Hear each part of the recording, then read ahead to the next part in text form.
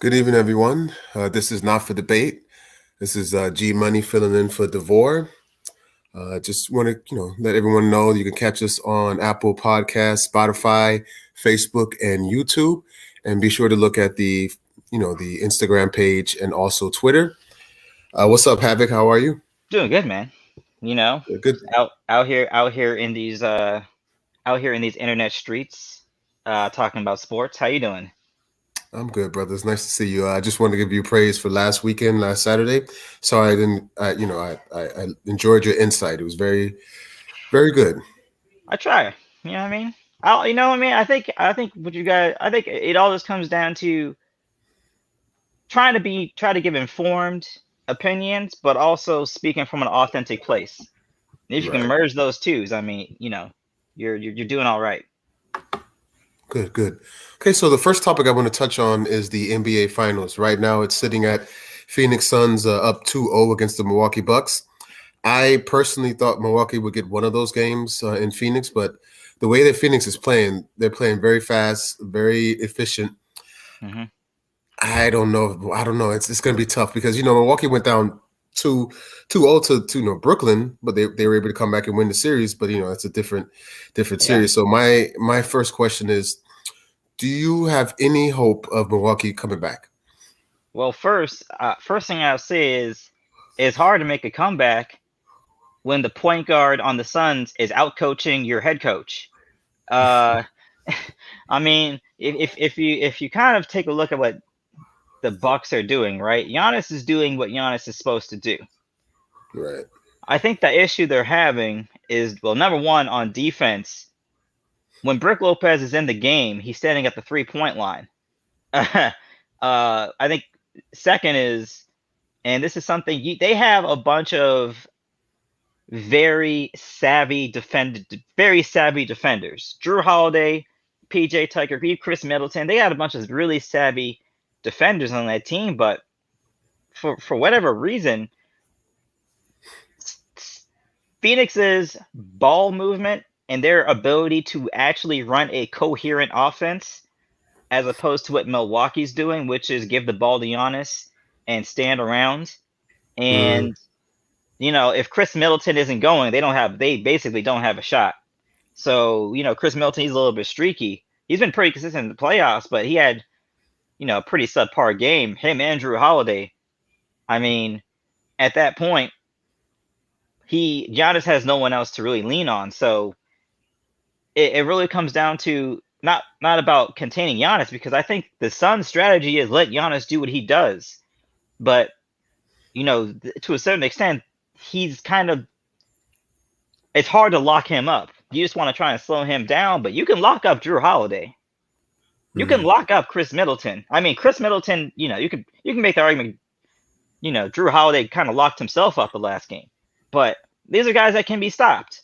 So, I was listening to what Shaq was saying the other day, and he was talking about the others.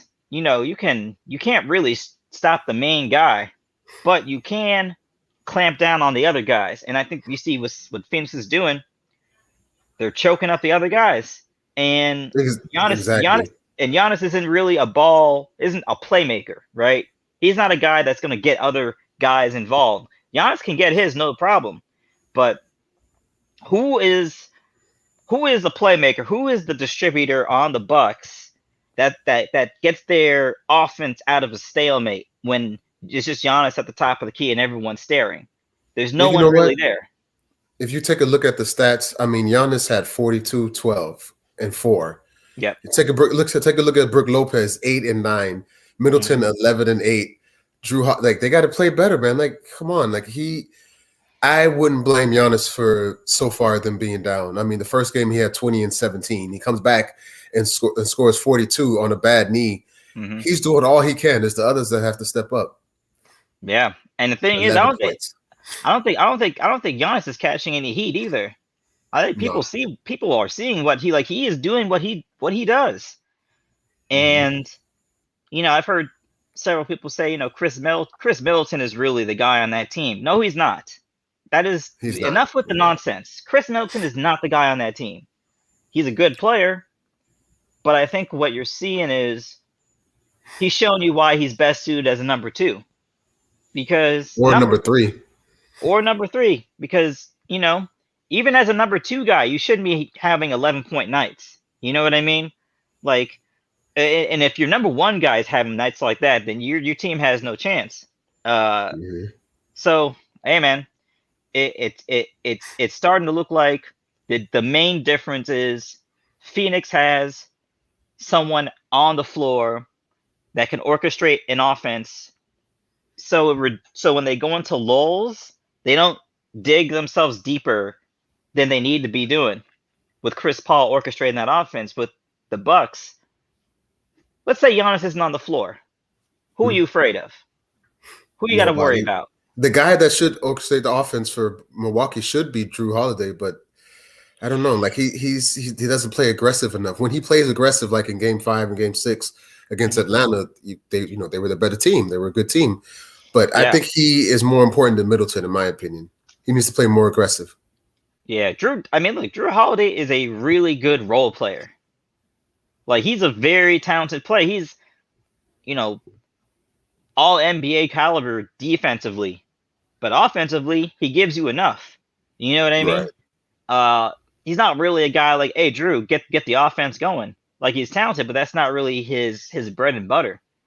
That's supposed to be Chris Middleton's bread and butter. He's just a good defender and just a pure scorer. But if you look at the Bucks, ball distribution, who is their main person in terms of ball distribution, getting other people involved? It's not really there. It's not really there. So, it looks like, I think this is going to be a gentleman's sweep. The Bucks will get one just off the strength, but I think the Suns got it.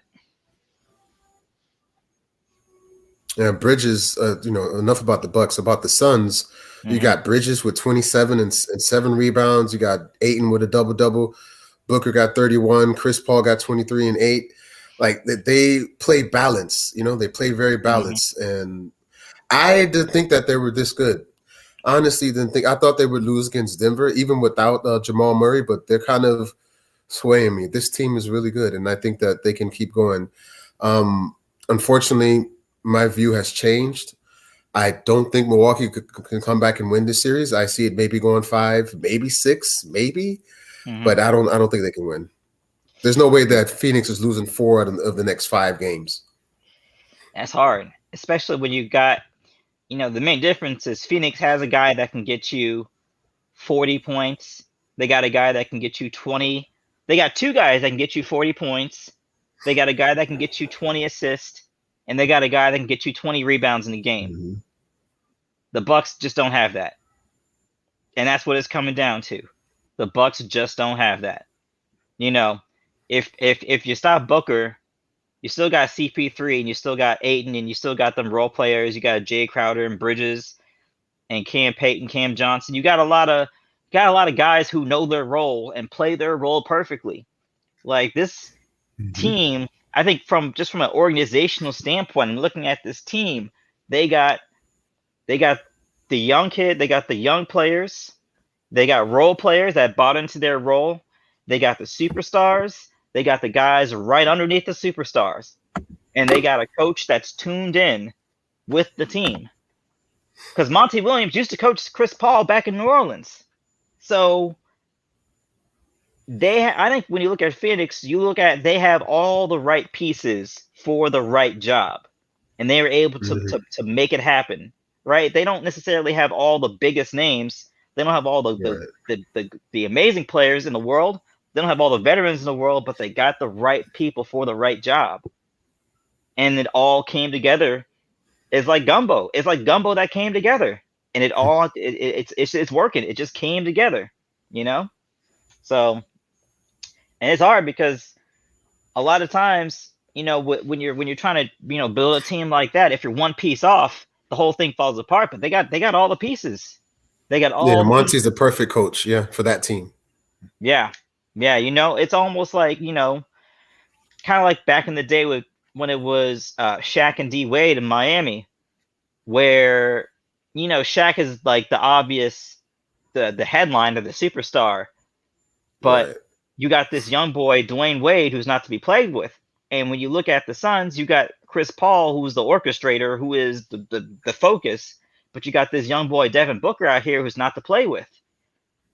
And then you max that up with all the role players. I mean, Jay Crowder is literally a professional role player. He is the role player's role player.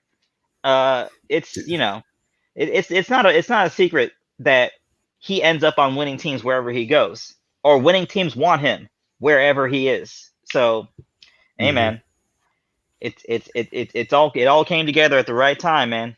And it's been like that all season for the Phoenix, man. They've been running through the league all year. So this really shouldn't be a surprise. Imagine that team. They haven't made the playoffs since 2010.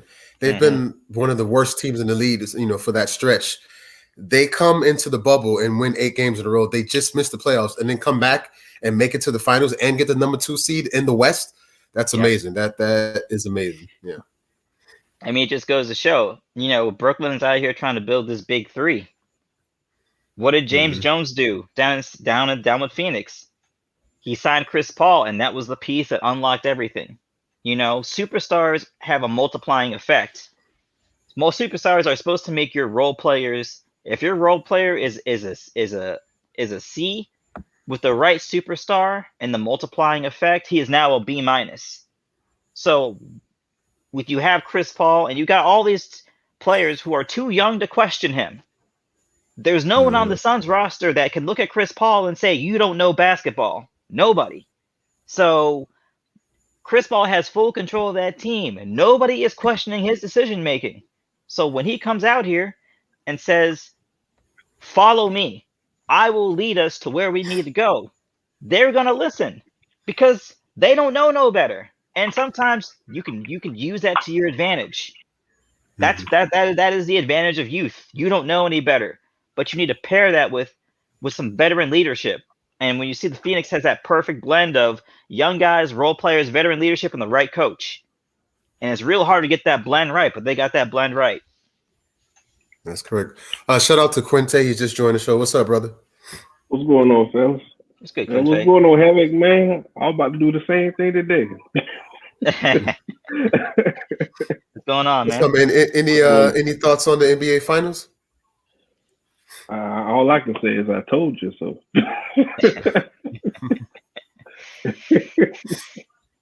Yeah, man. Yeah, so you don't have Milwaukee coming back, no? They might win. They might get a gentleman's sweep. They don't have. I'm gonna say this to you. How Giannis plays, he's not gonna win a championship. He thinks he just has to. He does good things. I'm not gonna lie, like he doesn't. It is something missing. It is something missing. Missing is a mid-range jump shot, in my opinion. I think he needs to stay away from the 3. Go to mid-range. Learn how to shoot mid-range. No, his shot is ugly altogether, but he makes them. Yeah. Also, I mean, look, the Bucks need a playmaker on the floor because it's a whole lot of hero ball. It's a whole lot of just it's a whole lot of just look at Giannis and watch him work. And that works in the regular season. But in the finals against Chris Paul, who's out here, he's out here masterminding how to psychologically break y'all down day by day. I mean, y'all saw what happened to Pat Beverly. He lost his. Pat Beverly broke. He broke Pat Beverly. You know what I'm saying? He broke him. So that's what he does, man. That's facts, man. And also on a very basic level, I mean, look, I know PJ Tucker and all them, tough guys. Phoenix got some tough guys in their squad, man. They got some real tough guys in their squad, man. They got that perfect young blend. guys too. They got young guys, athleticism. Yep. Mm-hmm. Yep. Cameron Payne he really showed up in these playoffs so far. He's really showed up. My black horse he had 27 points last night. Yeah, no, he's Bridges. Yeah, man. Yeah, no. Bridges is showing off. He can be when Chris Paul say he want to retire or something, he don't want to play. Bridges is showing that he can be the second fiddle with Booker. Like he can score a little bit. If he can work on that fadeaway and a couple little mid range, it would be nice, man. Nice. You know what? Well, he's nice already. What's really good is they don't ask him to do too much. He's outperforming his role, which is exactly what you want, right? It's like, hey, I need you to come off the bench. I need you to give us a little, give us a little action, give us a little energy. And he's outperforming his role because he knows his role. And you look at the Bucks, sometimes Drew Holiday don't look like he want to shoot. Then he comes out in the first quarter, the next game puts up 9 shots in one quarter. So that tells me he don't quite understand what his role on this team is. He doesn't. And I think that plays throughout the Bucks roster is you got a whole lot of guys who are very talented, but it's almost like, hey, just get in where you fit in. And it's like get in where you fit in works great when you have more talented people in the regular season. When you get to the playoffs, you better have a system. You better have that top of the key pick and roll right. You better have your defensive. You better know defensively what you're doing because game 1, you're switching everything. Game 2, you're trying to man up a little bit more. But since you switch everything all season long, you can't play that style defense now because you've been playing the other style defense all season long. So in very short, if I'm the Milwaukee Bucks, I hate to say it, but your coach kind of screwed you because your coach had you playing. Your coach had you playing preseason ball all year long, and now you're in the finals. You need to play big boy ball against an offensive mastermind who's trying to psychologically break y'all down every single game, and you cannot match him, and you don't have a system in place where you can just. It's automatic. You run these plays. You run these plays. You run these plays. Right? I heard Mike Budenholzer talk about, hey, let's stay fresh. Let's stay energetic. Let's stay random. What do you mean stay random? You better run these plays. Y'all about to get swept up out the finals. Y'all better run these plays. So, hey, you might have a coach that can get you 60 wins in the regular season, but it's starting to smell like Mike D'Antoni. Keep him out the playoffs. Man. Man. Starting to smell like Mike D'Antoni to me. Mike D'Antoni, mark my word, will never win an NBA championship as a head coach because you cannot have a head coach that does not care about defense. It does not work. It's the reverse for what's the coach's name from Milwaukee? He doesn't care about offense really. He says figure it out, but play defense. That's what it seems like. Yeah. He was supposed to be an offensive guy too, right? Like running that motion offense, but. Hey, y'all better get some plays together because this stare at Giannis all day, that ain't gonna work. They need to take the ball out of Giannis' hands. They need to put the ball in Drew Holiday's hands. That's what I said. Shout out to DeVore. He in the chat. It's good, DeVore. To me, that's the problem, man. Yeah. Well, Giannis is not a playmaker, so. Having the ball in his hands ain't doing nothing for nobody else. So all of a sudden, all your shooters, they just standing there because Giannis, he puts his head down, he's going straight to the rim. Or he's getting a foul, he's doing what he's doing. If you're a shooter in the corner, unless, 3 guys collapse in the paint, Giannis ain't passing that ball out. For as many touches as he gets, he ain't giving you more than 5 assists. You know what I'm saying? So yeah, they need a real playmaker. They need like a Ricky Rubio, just someone who can just run that offense and get other people involved. Because, Drew Holiday, he's a 3-and-D guy with a little bit of playmaking ability, but he's not a true playmaker. You know what I mean? Right. That's it. Before Chris Middleton needs to be traded. Nah, man. I don't know if it's Chris Middleton's fault. Middleton doesn't know when it's his turn. I feel. Yeah. They don't have. People want to compare this Giannis to Miami Heat version of LeBron. Miami Heat version of LeBron had D Wade. I'm telling you what the commentators are saying, not just me. Commentators are saying he's that version of LeBron. I don't see it, but still. No. They have totally different games. But by that time, LeBron had a jump shot. He had a jump shot. So by that time, I mean, LeBron's a big point guard, basically. Yeah. Well, Giannis is, he's not a passer. He can't. To me, To me, he's a power forward, Yeah. a true power forward who has offensive game. But they Yeah. trying to play him at a small forward or the two guard. That's just But that's the part of his game he can work on, though. Not only the shooting, but the playmaking. I think if he has those two, he'll be perfect. I don't think. I'm gonna say this. Some players work at it and get better over the years. Get better as they get older. It's like he stopped. It stopped 3 years ago. He's doing the same spin move from 3 years ago now. It's still working though. It's still working, but I'm gonna say this too. Everybody knew when Wade came in the league, Wade is dunking on everybody. I'd have front row. He dunks on everybody. He learned how to shoot better. Supposed to work with him. His shot got better. His mid range got better. That fadeaway jump. He added tools to his game. Passing got way better. Yeah, his passing got way better. But you gotta remember when they drafted D Wade, they wanted him to play point guard. Remember that? Yeah. I remember that because we didn't have a point guard. Yep. so like D Wade, you mind playing some point guard? But you know what? I think that goes to show sometimes you gotta, this is, I don't know if this is a byproduct of the current NBA, but back in the day, you had to be, even if you were a specialist, you had to have a complete skill set. Yeah, like you couldn't just not be able to defend. You couldn't just not be able to pass. You had to have some fundamental skills, and they brought you up that way. Because if you got a guy like Dwayne Wade, he already knows how to score. Dwayne Wade's always gonna know how to score. Yeah. But you get him in the right organization, says, hey, we're gonna build up your playmaking ability, we're gonna build up your vision, we're gonna build up your shot making, we're gonna make you a better, more complete player. But in the current NBA, you got, Giannis, who, he's made strides in this game, but he's a much better version of the same player he was a few years ago. He's just a much better version of the same player. He gotten better. He did get better, but within the same skill set.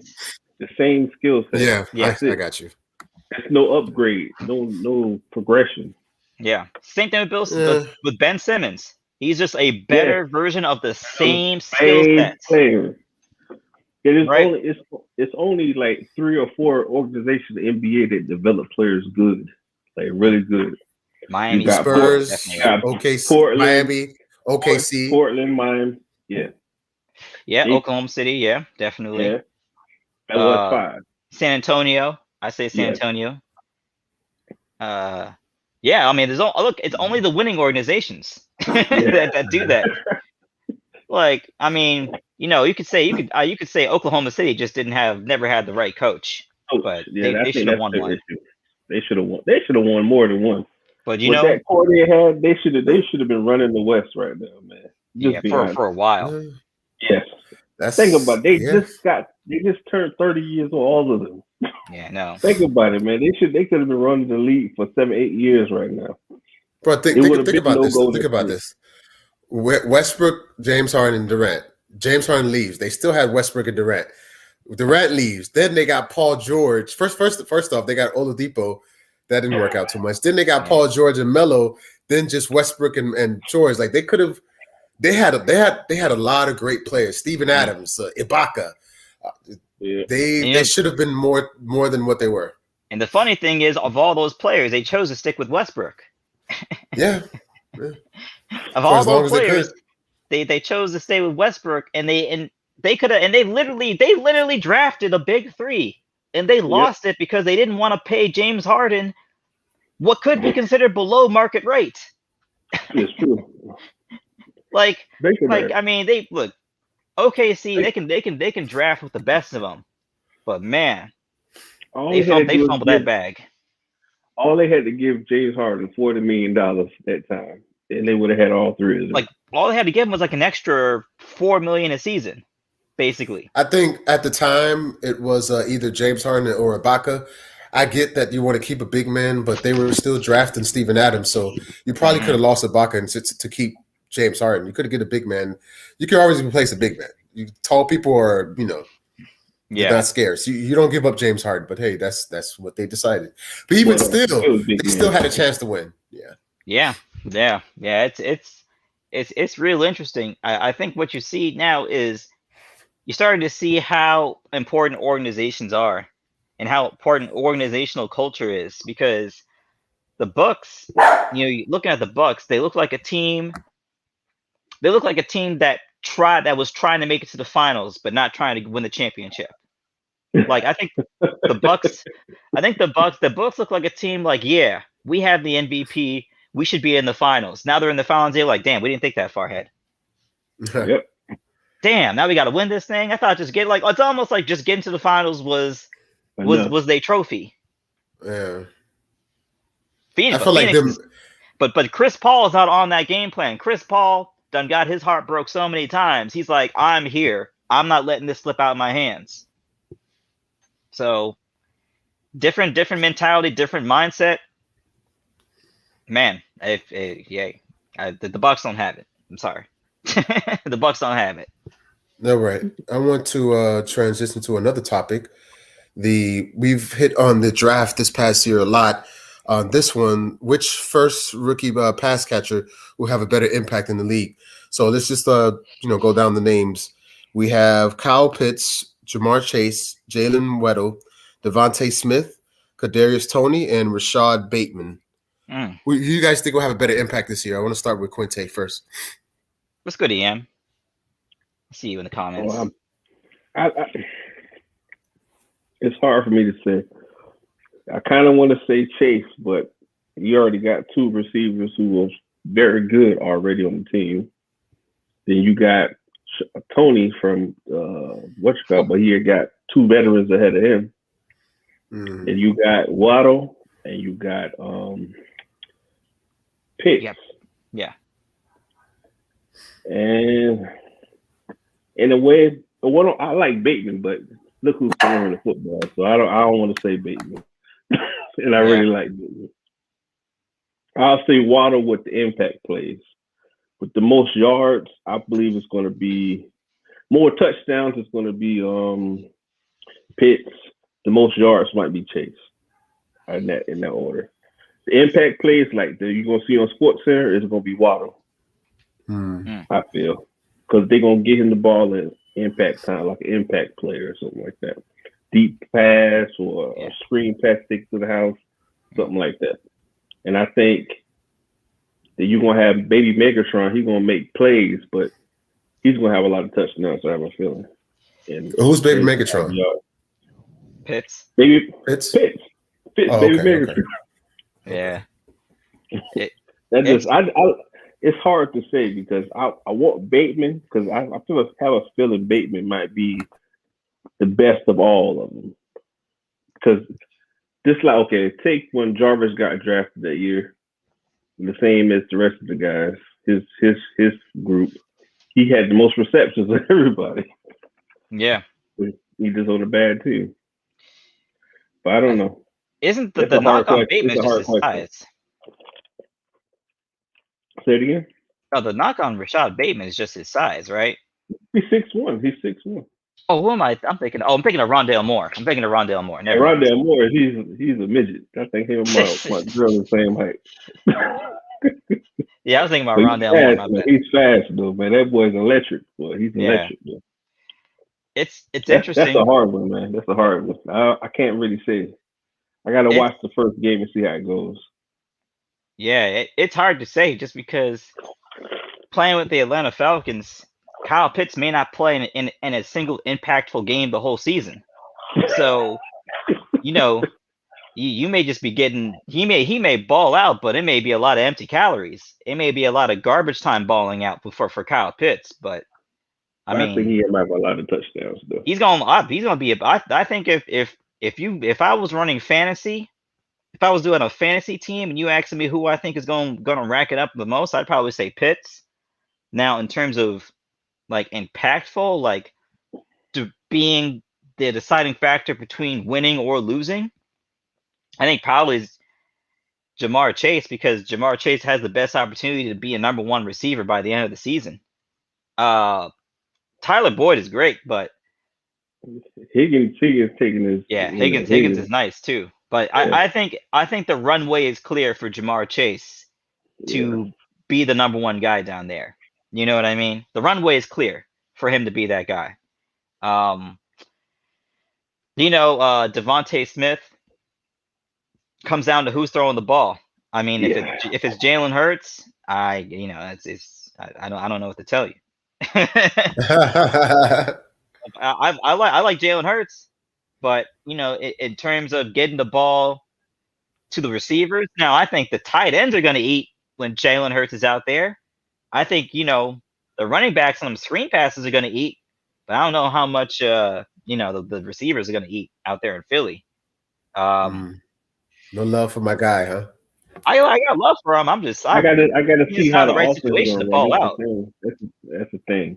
And then that offensive line was, I mean, they was carting them out the stadium by the end of the season last year. That was bad, man. That was a tough situation. I saw y'all had one dude playing right guard. I'm like, who is this guy? Is a janitor. Who is this guy? But yeah, man. I mean, if I had to put money down, I had to put it down on Kyle Pitts. I mean, that type of size and speed, it's what are you gonna do? He's a tight end. He gets matched up on a safety. That's over the Shout top. out to No Shake problem. in the chat. What's up? What's up, yo? Good, Shake. Yeah, Kyle Pitts is gonna go over the top on a lot of dudes this season. He's gonna outrun a lot of dudes. He's gonna outrun a lot of linebackers. He's gonna go over the top of a lot of safeties this season. That's the thing. If I could pick one, go ahead, Quinte. Sorry. Oh no, that's the thing.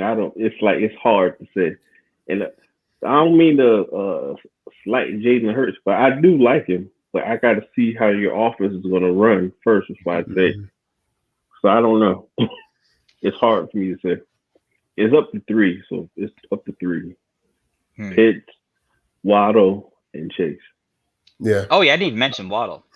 I mean, I think Waddle might be, in terms of impactful, he may be the most impactful just because he's the only one of them, of all the players we mentioned, he's the only one that is going to be a primary offensive focus on a playoff team.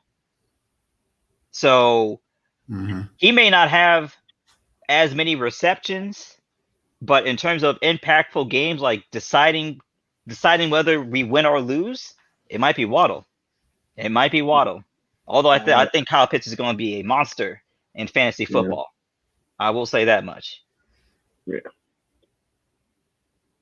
Okay. Well, I want to revisit. I know Quinte was in the chat on Wednesday.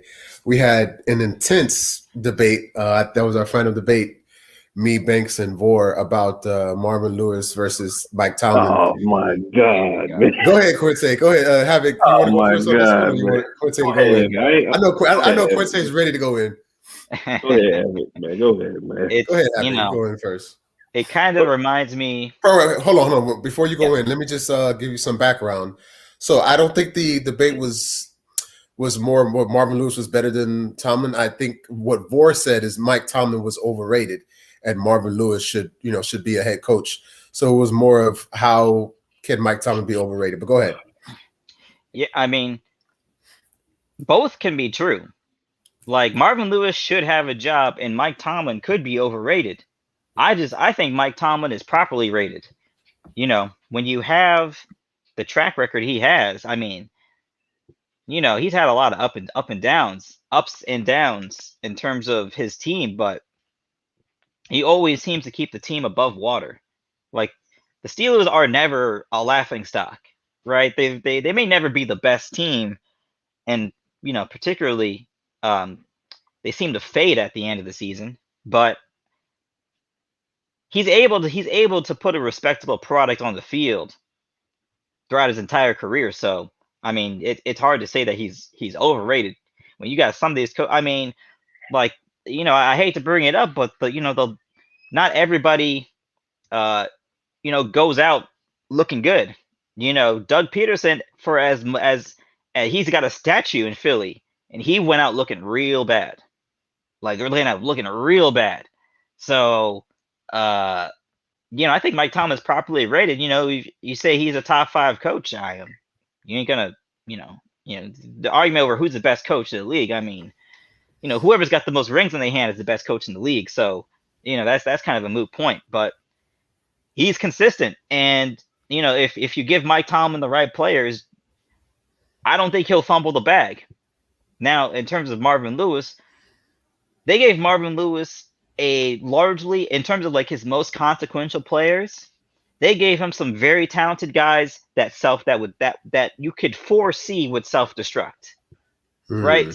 Like when the playoffs, like Marvin Lewis got no playoff wins, right?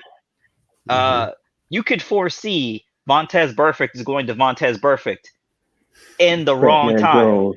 You can see Pac-Man Jones is going to Pac-Man at the wrong time. And what happened in the playoffs? In the same quarter, it happened. You can't put that on Marvin Lewis. So Marvin Lewis is a very good coach, but he was and you could, in my opinion, you should probably give Marvin Lewis extra credit because of what he was able to do in what is universally known as one of the worst organizations in all of football, the Cincinnati Bengals. So that's where I stand on it. That's my whole issue. That's my whole issue. I'm not trying to say who's better, but I was a football player, I'd rather play for Marvin Lewis. He knows how to identify with these players. He knows how to talk to these players. Yeah, they might F up on the field because they effing up on the field because their adrenaline is up. Somebody said something slick to them. That's why they did something to them on the field. You didn't see none of these players videotaping nobody in the locker room, listening what the coach got to say. Don't have no respect for the coach. You didn't have any of that. That's my whole thing with the Marvin Lewis and debate. They're both good coaches, but I'd rather have Marvin Lewis as a coach because he took a trash organization, took them to the playoffs 7 years in a row. Nobody can say that. Nobody. Yeah. I'm gonna say, as a Dolphin fan, if we went to the playoff every year for 7 years straight, I wouldn't care. Even though I want more than the playoff appearance, I want to win a Super Bowl. But end of the day, you're a good team. It's not like he was a trash coach. Like he didn't prepare his players. They self-destruct at the wrong time. And to me, those two times they self-destruct. To me, those 2 years they could have won a Super Bowl with those teams they had. I'm just being honest with you. They had Rudy Johnson running the ball at that time. People forget about Rudy Johnson. Rudy Johnson was the man for like 2 years. Was that the Andy Dalton time, or was that Carson Palmer? That's Carson Palmer's time. Yeah. Carson Palmer. Pac-Man Jones used to mess it up at first, and then Vontez Burfict came later. Yeah.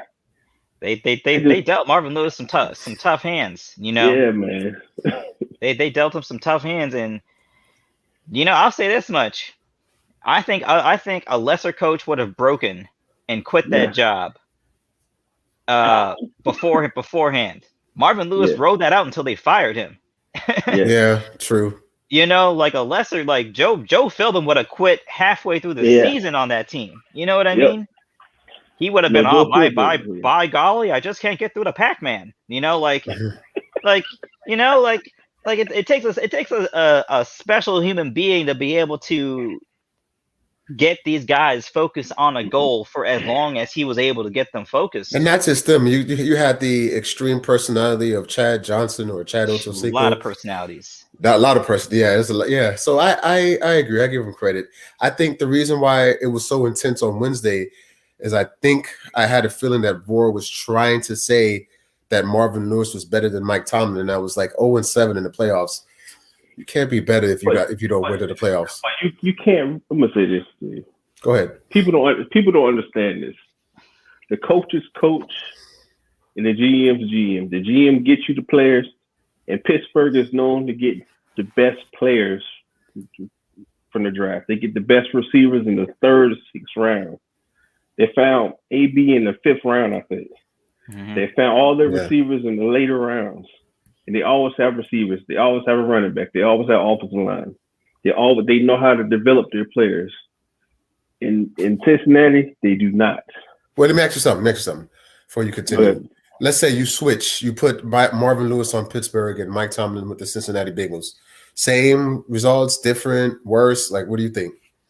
I think Marvin Lewis would have won 3 Super Bowls. You think so? Yeah, because he could connect with the players and they're gonna listen to him. Think about it. Those players they got. I'm gonna say Marvin Lewis was an offensive coach. With that quarterback he has, with the receivers, you can't tell me Marvin Lewis wouldn't be the man. It's tough. I'm just being honest. It's hard to say because Marvin Lewis probably would have won more games. Think about it. Just think about it. It's a good point. I think given the same resources, Marvin Lewis could very easily be having the same run Mike Tomlin's having right now. Yeah, or more Super Bowls. Just saying. But I mean, to be honest with you, I think they would be comparable. Probably. I mean, I would might give the edge to Marvin Lewis, but I mean, I think it would probably be comparable. I will say, I do think it's interesting, and we need to give Marvin Lewis a little bit more credit just because nobody has gone to Cincinnati and came out better. Nobody. So, like, nobody has gone to Cincinnati and came out on a better plateau than when they came in. Almost everybody goes to Cincinnati and gets worse. So if you can go to Cincinnati and stay there for a decade and keep your head above water, you are a special human being. And but it's one of those things where sometimes the stink just follows you. Sometimes the stink follows you, and particularly, I don't have to harp on the numbers and statistics, but getting the second opportunity as a black head coach after coaching the Bengals. Yeah. Good luck with that. That's my whole issue. It's like Marvin Lewis hasn't even had the opportunity to show what he could do with a real organization. I'll say it like that. Yeah. Like Marvin Lewis should be the head coach for the New York Giants right now. I'll say it like that. He should have been the head coach of the Eagles, in my opinion. I don't mean no disrespect to the coach you have right now, G. I think Marvin Lewis should have been your coach. Dude, I don't even know who the hell the coach is right now. Like, that's my thing. That's my whole issue. Yeah. I'm looking at some of these guys getting these head coach positions, and I'm just like, where's their certification at? Like Mike Zimmer. Like when Joe Judge got the head coaching job of the Giants, they had to dig like all the way down his resume. Like they were like, he worked at Dairy Queen from 98 to 2000. Like, you know what I mean? Like they had to go so far down his resume because he doesn't have enough of an NFL resume. Yet you got a Marvin Lewis who made, he made something happen out of, some box macaroni and cheese. So thank you.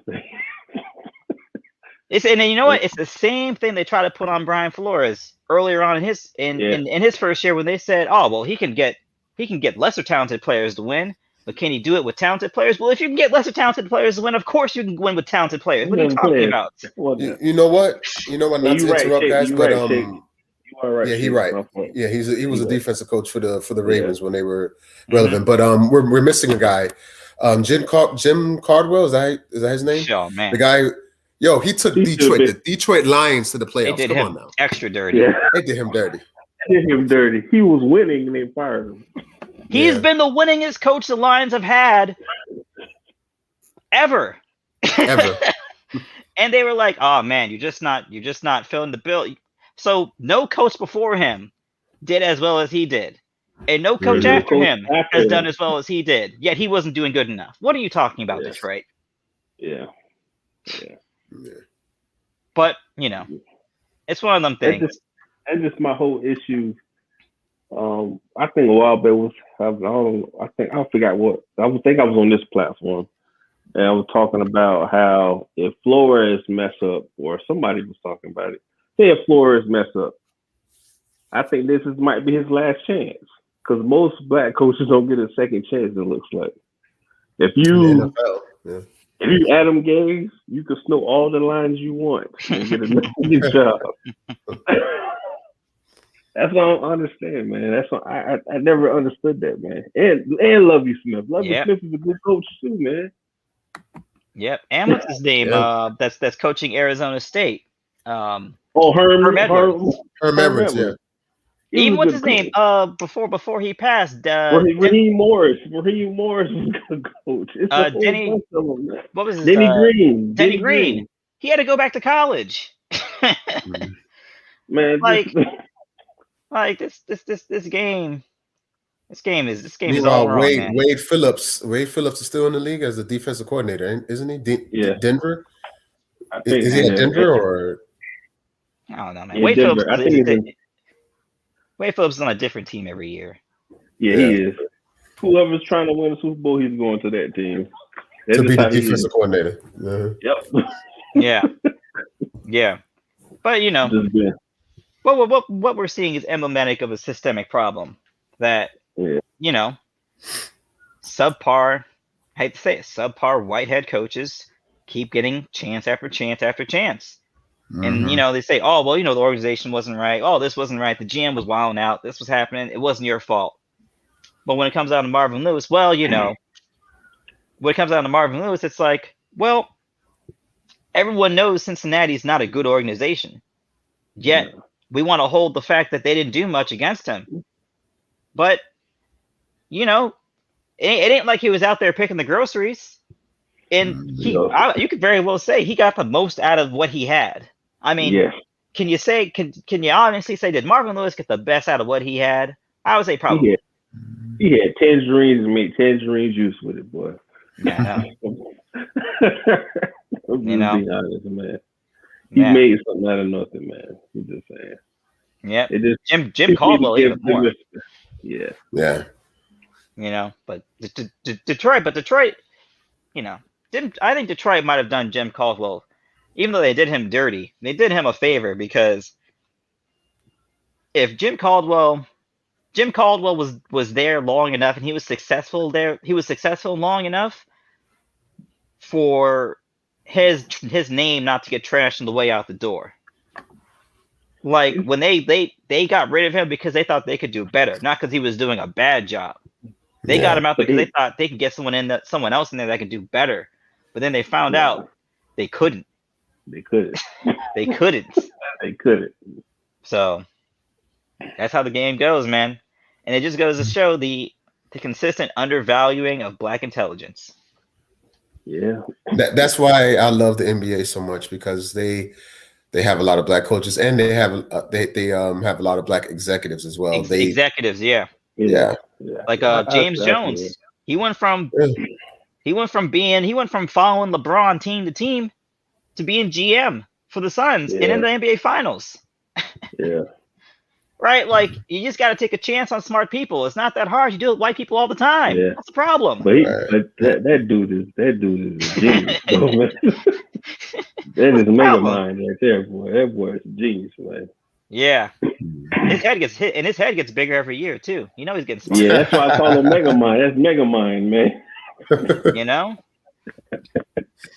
Just goes to show, man. He probably, if James Jones finished his career with Miami, he probably would have been Miami's front office. But he interned before he went over. Okay, I believe it. I think he did the same thing Shane Battier did. Shane Battier left and went somewhere else too.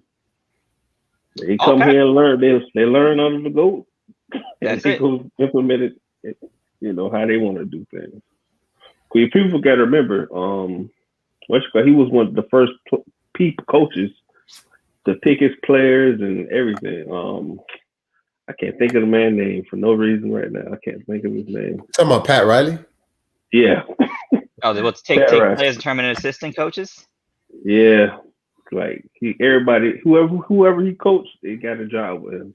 Yeah. I mean, Alonzo's there in the front office. D Wade should have been there, but I guess he turned down. But still, he has a job with Utah.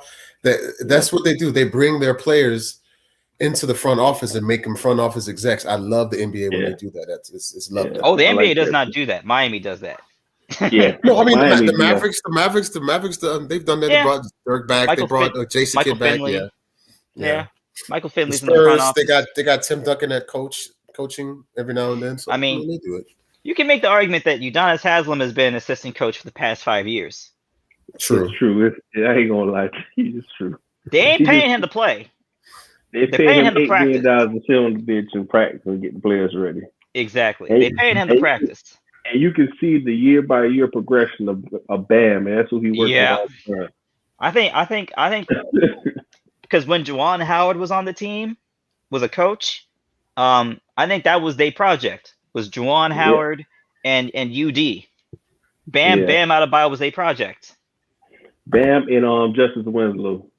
But Justice Winslow couldn't stay healthy. That's Exactly, yeah. Justice Winslow couldn't, Yeah, but you know what? I was sad to see him go, man. I was sad to see him and Richardson go. I thought they should have kept Richardson. Yeah. Right now, they could have used Richardson this year. I ain't gonna front. They could have used both of them. Yeah. Yes. I don't. Think about it. We could have. You know, Miami makes some good moves. I think not this season, but last season when they brought in all them veterans for the playoff. They brought in Iguodala, they brought in Jay Crowder, they brought in a bunch of veterans for the playoff run. And I was like, okay, you doubling down on what you got. But this year they went out and got Oladipo. Oladipo was on a training table when they traded for him. He showed up on a training table and he stayed on the training table. Oladipo supposed to be their ace in deck. Oladipo. I don't like that trade. Oladipo, I like it because it's an upside. It's a big upside. You know what? When Oladipo was the guy in Indiana, he was third team All NBA. Yeah. So you could see why, but you also got to understand health wise where he's at right now. And just think he's young. He's like 27 years old, man. Yeah, no, but he's been injured. He's been injured a lot. Yeah, at least for the last 3 years. Yeah, for significant amount of time. And I think he tried to do what Wade did, like come back too quick instead of just sitting out. Mm-hmm. You should, and I think that's the issue with some players can do that, some players can't. Some players can manage their pain, and some players can't. He's one of the players who can't. He needs to sit down for a little while and get better, get healed up, and then come back and be 100%. To me, that was a high risk or high reward trade. Mm-hmm. Now Miami doesn't have any draft picks until like the year 2032 or something. Like they don't have 0 draft picks. Yeah. Like, man, you cannot trust Pat Riley with the draft pick. He will give that thing away with the quickness. But it just goes to show when we actually kept our draft picks, what did we do? We drafted Bam, and we drafted Harrow. So maybe Pat Riley needs to alter his strategy a little bit because he's been trading away draft picks for a long. Ever since he hit on Dwayne Wade, he was like, "I'm done with the draft." So, pretty much, basically, right? Like, who else he drafted? I think you know what happened. I think. Oh, we drafted. Remember the dude we drafted out of high school? What's his name? Darrell Wright. His brother. Yeah, that's him. That was crap. That was. And we drafted Nate Napier. Remember Shabazz Napier? Shabazz Napier. Yeah, that didn't work out. We drafted him because we thought LeBron was going to stay. Right. He drafted that player because that's who LeBron wanted on the team. I'll tell you who really messed it up. Michael Beasley. Beasley messed it up. Yeah. Because they took him with the second pick, and I think Pat Riley was like, I'm only drafting sure things. Right? I don't think anyone knew like Bam was gonna be like an all NBA style center, but you know he was athletic, you knew he was strong, you knew he could rebound, you knew he could play defense. Right?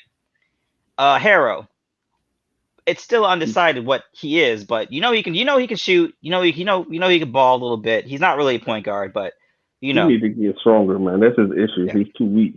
He made to get I mean, but you could be skinny, but the thing is, if you're gonna be that thin, you need to figure out how to play with that. Right? Yeah. Precious Achua, they just drafted. Oh, I like him, man. I like him. He's athletic. He's still on the team. Defense, he can rebounds. Yeah. He just drafted him last year. What was the guy last year we had? The Heat traded him to Portland, I believe. Whiteside. No, not Whiteside. Derrick Jones Jr. Yeah, I didn't think you should give up. I thought you should have kept him. Just like I thought they should have kept James Ennis too, because James Ennis had promise. I remember James Ennis had promise, man. He was the poor man's LeBron at that time. Yeah. I remember people were banging on the door to get James Ennis more minutes. He played very good. He played decent. He played good. He had a decent game. He has a nice game. Yeah, he has a good game. But I think Derek Jones Jr. They didn't trade him though. He signed a deal in free agency. He was a free agent. Okay. Yeah. And they couldn't afford to pay him. Yeah, because he wanted too much money. He's a good player. It's just we couldn't afford him, you know. And he's another player who's always hurt too, because he plays with reckless abandon. He's too skinny. He's like rubber band man. Yeah, he's real skinny, man. Yeah, that's why he's a role player though. But I was sad to see Winslow go. Man, I wanted Winslow to stay so bad. But you know what? I saw him getting better every freaking year. But you know what? He's been, but even with Memphis, he's still been injured. Yeah. Like, you know, at a certain point, you got to call a spade a spade. I like you. We like you. We like your talent.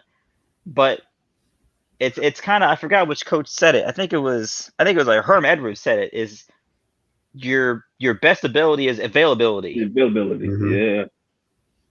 I mean, you know, what like Greg Oden, I'm sure Greg Oden was good, but he's out there playing 4 games a season. No, well, Greg, I think he grew too fast and the knees wasn't ready. His knees gave out, man. He had bad knees. He had bad knees at the young age too.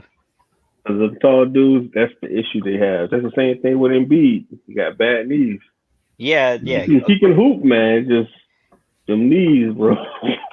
Like Greg Oden had like the 50-year-old face, and he had 50-year-old knees too. He was the 50-year-old version of LeBron in the face. Man, they never asked Greg Oden for ID. He's like, man, I'm 21. I'm not 50. All right, gentlemen. Any final thoughts before we close the show? I mean, as always, it's always a good time to come up here. Share views, have conversation, try to have nuanced conversation, something you don't see too much of these days. So, as always, it's a pleasure. Have a good night, everybody. It's a pleasure, fellas. I had a good day with my daughter, spent all my money. So, hey, G, where you stay at, G? You staying on? Man, you stay too far. I want to take my daughter to the zoo in another weekend on July 20-something. Actually, I'm taking my son to the zoo next Saturday. Oh yeah. Yeah. His birthday's on Friday, but we're gonna celebrate on Saturday. You going down to the Miami-Dade? Yep. Yeah, she needs some friends, man. I need to let her hang out with other kids. I'm taking her during the week. I'm going to take her to the zoo and then Miami Seaquarium the following day. And then that's cool, bro. What's that place called? Flamingo Gardens? The Frost Museum. We're going to take it back to the Frost Museum. Okay. Come on vacation. Cool. So I'm going somewhere. Wait, hold on a second. Is the Frost Museum, is that the Museum of Science and Discovery? In Miami, yes, Miami. Okay. I remember I used to go there. Huh? The one on the beach or the one downtown? On Biscayne. Yeah. There's somewhere on Biscayne, I think. I think because I remember that the Museum for Science and Discovery also had the IMAX theater in it too. Oh, you talking about the one in Broward? Well, yeah, I grew up in Broward, so the one I'm talking about is in Fort Lauderdale. Yeah. I'm talking about the one in I gotta take a long ride. yeah, I hear you. What's it called? That's only the bad part, but I got just a long ass ride. Yeah. I think the museum I'm talking about is out near Las Olas, actually. Yeah, I know what you're talking about. Yeah. I was just see if you was going to take your son. Well, you go on a weekend, I'll go on a weekday. All right. It was a good show. Thanks for you guys for coming in. I appreciate it. Thanks, Havoc. Thanks, Quinte, for your insight. We're back on Wednesday at 9. Again, this is G Money filling in for Devore. Shout out to the fellas, Banks and Shake. This is Not for Debate. Hit us up on Facebook and YouTube. Have a good night. Peace. Peace. All right.